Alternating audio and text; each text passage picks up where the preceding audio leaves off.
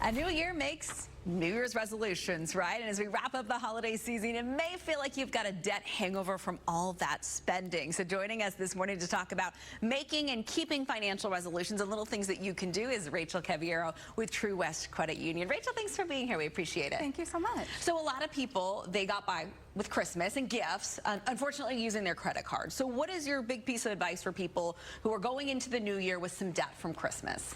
So it happens, unfortunately, and not preparing ahead of time is going to make it happen a little bit quicker. So going into the new year, you really want to reevaluate the spending that you did over the holidays so that you can make a fresh start in the new year, eliminate that spending, and then continue paying on the debt that you already had.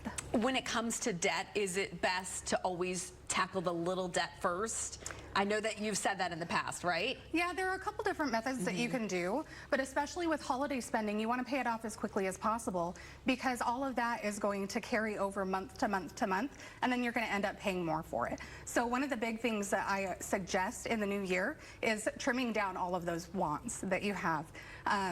You know, eliminating going to the nail salon and doing your hair for a few months so that you can pay off that holiday debt, get that back to square one, and then focus on the rest of your debt going forward. Okay, so let's say it takes us a couple months to pay off the holiday debt, but we've paid it off. Now what do we do to save some money each month? Because a lot of people, they live paycheck to paycheck, right? And they think, well, how am I able to even put aside some money? What's your best piece of advice? So you want to focus on an emergency fund first.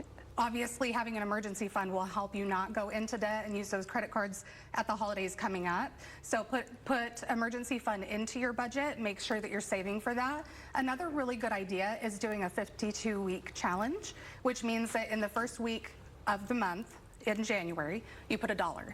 In the second week of the month in January, you put $2, and that continues to grow and build. And by the end of the year, at the holiday time, you'll have almost $1,400 to spend, and you can use that for the holidays. Yeah, that certainly sounds nice. I know some of my friends tell me they're not doing any online shopping for January, which sounds ambitious, but like things like that, right? Just tweaking, not getting your nails done, maybe not getting the hair done, buying some cheaper groceries. I mean, all those little things can add up. They do.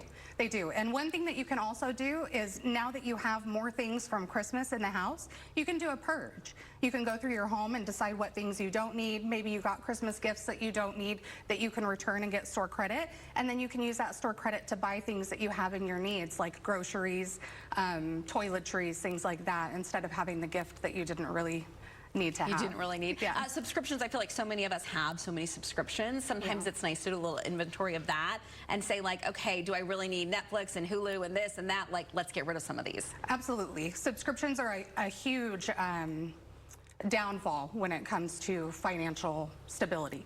And a lot of people will go in and buy apps on their phones and buy subscriptions on the TV and then sit there and not watch them for months because they're binging on one platform. So what you can do is just get on one platform, watch the show that you want to watch, then cancel it, go to a different platform, watch the show that you want to watch, instead of having multiple subscriptions at the same time. Yeah, because you can have like 5, 6 subscriptions. I like that. One subscription a month, I'm going to cancel everything, then the next month I'm going to bring back one and cancel. Yeah. Thank you so much, Rachel. We appreciate it with TruWest Credit Union, giving us some good ideas no matter what financial position you're in. All of us want to save a little money in the new year. We appreciate you being here. Thanks.